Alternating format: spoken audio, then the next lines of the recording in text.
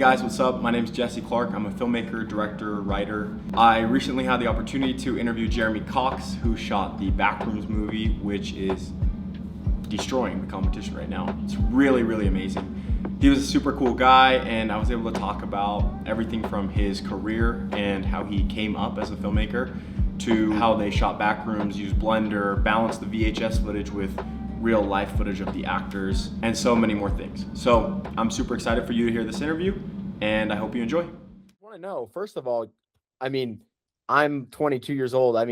You look pretty young. How old are you, Jeremy? I'm 32. You're 32. Okay.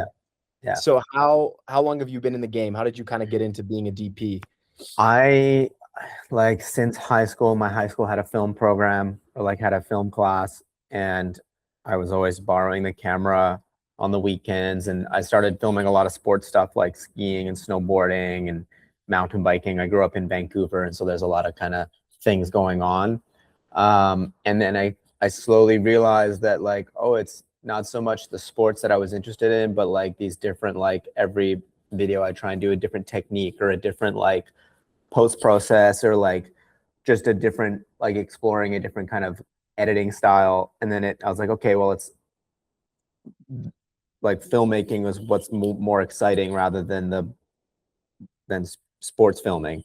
And so I went to university right after high school for it. I went to film school at SFU, and then realized it's funny how you don't realize in the beginning that cinematography is a role. It's so alien. It's so there's so many unknowns. I remember finishing high school, getting a 7D and being like, what is cinematic? And going down the the rabbit hole of why does something look cinematic?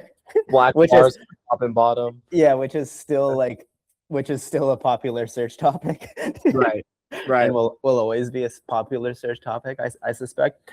But that was just I just kind of loved trying to figure out how to make that look the best. And then so in film school, everyone needs films shot, and so I was always a person with the camera, and so I'd film their films, and then just kind of it happened really naturally. I feel really fortunate that it just fell into place. And then I did a bunch of camera assisting for a while, simultaneously shooting my own projects, and then got busy enough shooting that it didn't make sense to camera assist anymore. And yeah, here we are. But I've been shooting full time for probably the last 6 to 7 years, and then before that was doing camera assisting and shooting.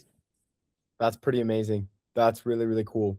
And that seems to be a pretty I don't know, the pathway of starting out shooting sports and different things like that. When was kind of the clicking moment of okay, I think because I know maybe in Canada it's different, or is SFU, what school is that? It's Canada, yeah, in BC. Okay. Yeah. Were your parents encouraging of that, or was a career in the arts kind of scary, or were you I'm doing this? They were always encouraging, but there was definitely in the beginning there was skepticism around is it going to be sustainable, or is it gonna stick around?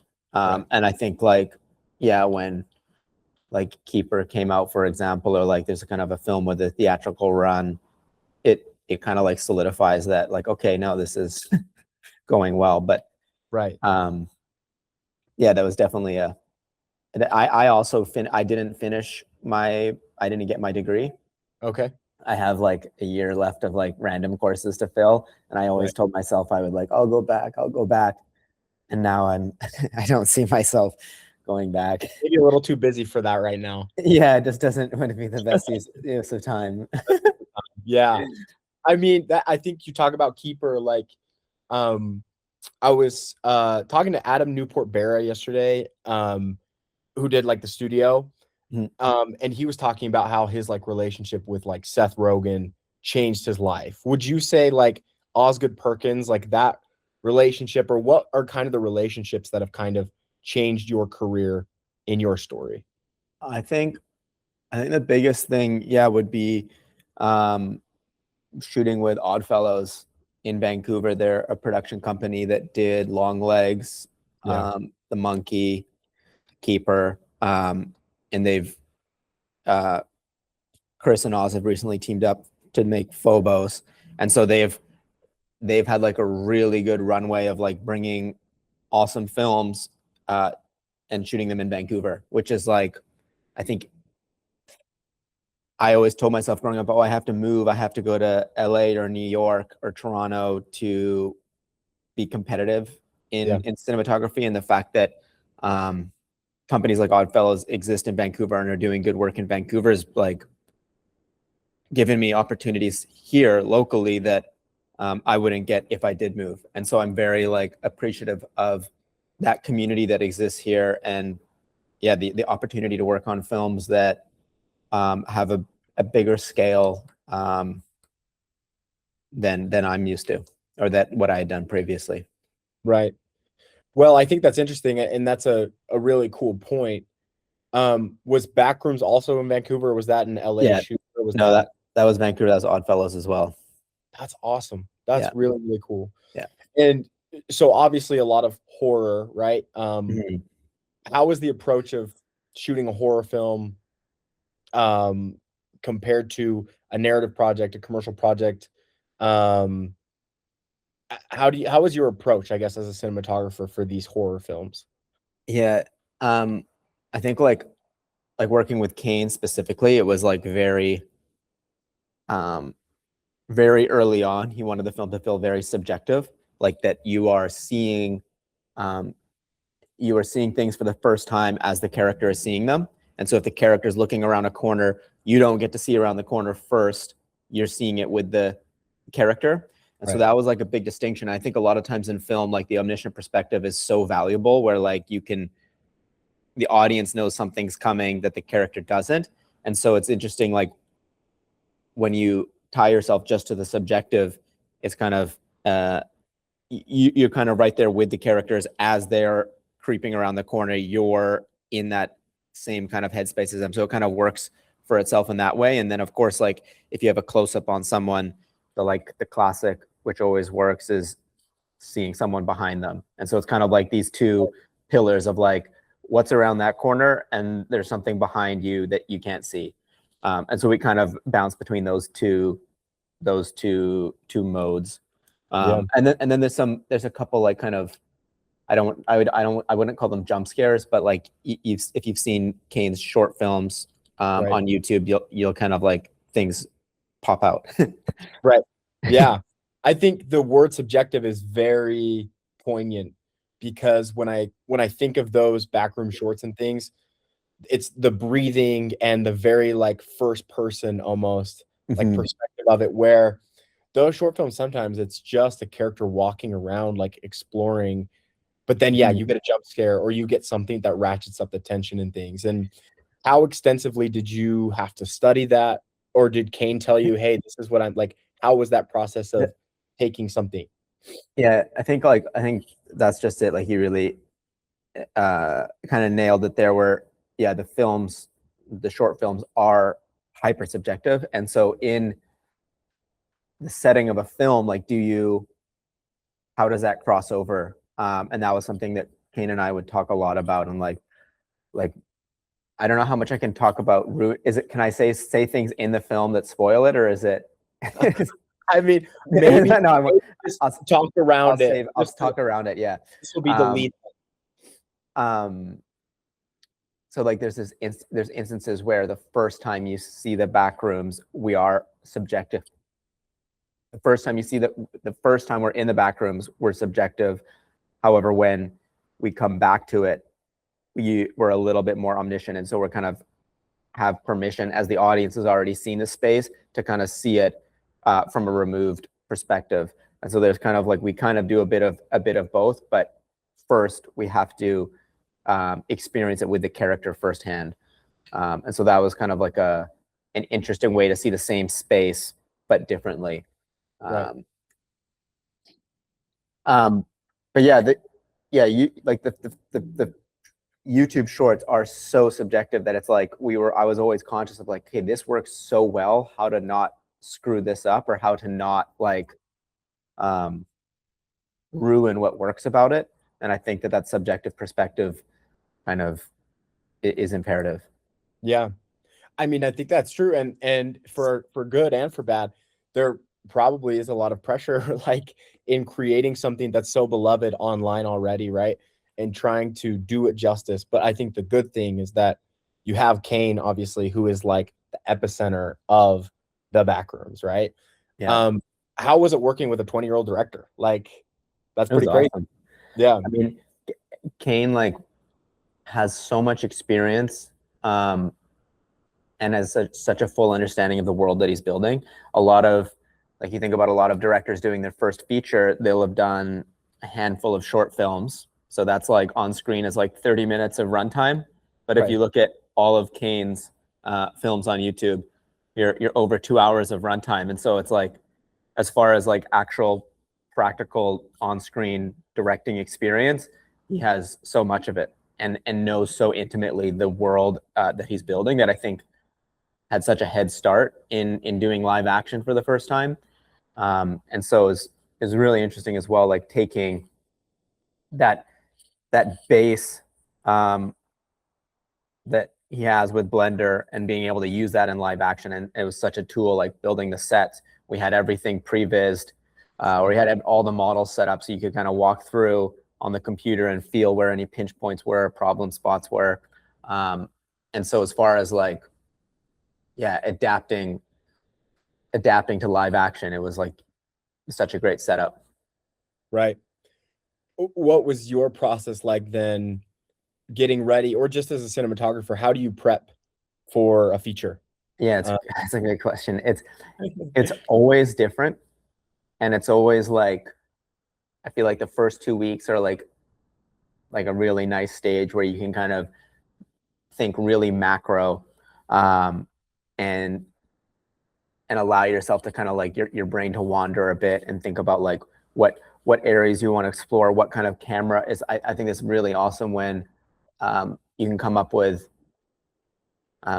creative kind of guidelines that then inform the technical equipment. And so you think of like the perspective, how the camera moves through the space, and then fill in the blanks on like, well, what does that look like? Is that a new device or technique to kind of to build? And so I'll always try and like, yeah, I had the first 2 weeks just to kind of ruminate, and then you focus in. And we also had the benefit of shot listing everything before we started pre-pro. Right. And so we knew going in what the kind of rough shape of it was.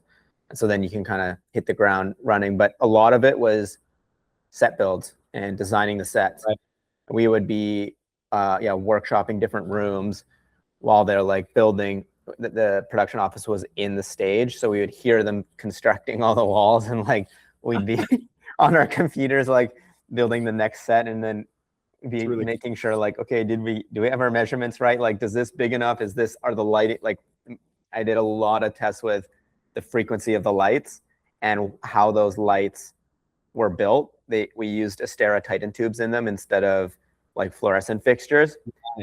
And so and I don't know if you've seen this in films, but a lot of times the Astera Titan tubes will look like tubes in the ceiling. And so having them spaced away from the diffuser so that they spill equally and don't look like Titan tubes was a huge a huge hurdle we were managing, and then duplicating it over. There was 540 Titan tubes on all the sets. So it was quite a lot of work for the pre-rigging team. Right. Well, very meticulous, obviously. Like you took the time to design that and build that out with Kane. Did you guys, I mean, obviously this is a very like specific, but typically do you have like someone that you like, Greg Fraser, Deakins, like do you have different stills that you bring in for movies, or do you try and go in blank-minded? We were pretty open on this one. Yeah, that's it. There was some kind of, a lot of it was just more liminal space photography. Yeah. It's just a funny word, but like photography that had less going on in it. And I think what we were interested in about was reframing like these spaces in a way that makes you feel like they are benign, or even just like obscure, or abstracting the everyday, and finding ways that you can, through framing or lighting, have something that is normal but make it feel peculiar, and peculiar not through maximalism, but peculiar through like minimalism. Right. And there's this kind of like, when you strip back certain things, that kind of feeling can come through. And so then figuring out like, how do you achieve that in a dialogue scene? Yeah. And thinking about that. And a lot of it was like set dressing and production design, and also just like location choices. Yeah. That's very cool. And I think that's why the Backrooms is so scary, is because it's kind of that existential feeling of like, who knows how long it goes on for, how empty it is, what's in here. I think I'm super excited to see it, because it's like, it's such a different kind of horror than what we're maybe used to. Do you have if you can say, do you have a favorite shot from the film that I can be looking out for, that we can look for? I have a favorite sequence, and so the biggest challenge going into the film, well, actually there's a couple ones, but like arguably the biggest pinch point was bridging DV, like the VHS camcorder style material of the Backrooms, and seamlessly integrating the cinematic layer and having them coexist. And so for the first time, and I don't know how much I can say I don't know if this is, anyways, don't use it if it's not appropriate. Okay. But like the VHS, so Kane's YouTube is built in Blender, a 3D modeling program, and then he would print it to VHS, so it would export the sequence. Oh, I didn't know that. He literally printed it. Dang, that's awesome. Yeah, and then exported it to VHS tape, and then re-downloaded it, and so you have a degenerated a VHS degeneration effect on a 3D model export. And so, but we had to do this with actors, and so we're not modeling it, we're capturing it. And so there's a bunch of handheld sequences that we captured with actors that had to have a bunch of VFX done on it and then still look like VHS. Yeah. And so there's instances, and keep your eye out, where it seamlessly goes between 3D modeled export printed to VHS and material we shot on set. Okay. And so that was a big pinch point, which did you ever shoot real DV or VHS, or was it all done in post, like that effect, I guess? I think I can share. It was all done on a red Komodo in Super 16mm mode, and we shot with Super 16mm zoom lenses, so that we have you're imitating a small sensor, and as well, so we have the servo zoom, and then that gave post a kind of a nice file to work with for any adjustments, or there's a couple kind of like practical or visual effects that you'll see, and then that went to VHS. So it was kind of like we did test a lot of camcorders and everything up front, but it looked perfect. But the moment you need to do any VFX on it, you're creating an impossible task. Yeah, that's true. Paint yourself into a corner. Yeah. And then the other big kind of moment was when Clark first enters the Backrooms, and I think this is the moment I'm most proud of, is him finding the entrance and then stepping through, and then you have this first kind of reveal of the Backrooms in a cinematic setting on our kind of main layer. And so that was like, it's a pretty big moment for the first time to see that space in that kind of a rendition. And also like, it's for the first time you're seeing that space and the character isn't holding the camera. And so I was really we were really aware of this, of like how the camera moves and travels through the space with the character. And that I'm really proud of that scene for how we did it, and how it kind of feels subjective to Clark's experience, seeing it for the first time. Yeah, that's really cool. I'm excited. I will definitely keep those up here. Can't wait to see that.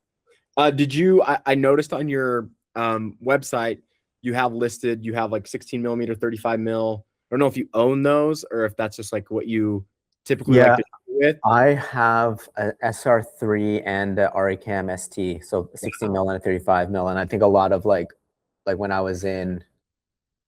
got out of university, I had bought that 16 mil camera, and that was like a really nice way of establishing a look early on and being able to like shoot music videos that wouldn't really have the budget to shoot film, but be able to bring the camera and then have things kind of shot on film. It like immediately kind of like postures the piece in a way that is productive. Right. Did you get to shoot any film on Backrooms, or is it all digital? No. Hey, that's all right. It never even like, yeah. Is that something to lobby for, or like, hey, we should shoot on film, or is that like? I don't really like. I can kind of read between the lines pretty good, and and it just doesn't like. It just wouldn't make sense. Yeah. And I also, I'm sure it would have been beautiful, no doubt. But there's aspects of digital filmmaking that I find quite like awesome. Yeah. And so I think it's like, yeah. And also I think with the kind of digital nature of the material, not that it's like inherently digital, but there's this kind of like cleanness to the world that I think digital kind of works well for. Yeah, it captures it well for sure. Mm-hmm. Well, I'm very excited, very intrigued on what this movie has to bring. I don't want to take more of your time. I know you're finishing up. I'll just ask you one more question. For a director of photography, what are your maybe tips and tricks specifically for the director of photography relationship? Like, you know, maybe you've had some good ones in the past, maybe you have had some maybe not so good relationships in the past. In that context, what makes for a good relationship between a director and a DP? Yeah, I think the biggest thing is to be open to any idea, good or bad. And I think it's it's good when you're working on something and you have your own voice and your own kind of vision. And then sometimes hearing another kind of idea is different than what you were thinking. And it can be easy sometimes to reject the idea. But I think if you can stay open, like truly open, and receptive to all the ideas going around and enabling ideas, and if an idea sounds crazy, rather than stepping back, think of how to enable every idea, no matter how crazy it is. And I think then that like builds a lot of trust between a DP and a director, and I think makes really cool work. And I think like some of my favorite shots are ones that I had like heard an idea and then like not really seen how it could work, and then going for it and being like really impressed and surprised. And I think as well, when you're working in a space where there's unknowns or you don't necessarily understand the full picture, is like, it's like when you're on the edge of what you are comfortable with is when you do your best work.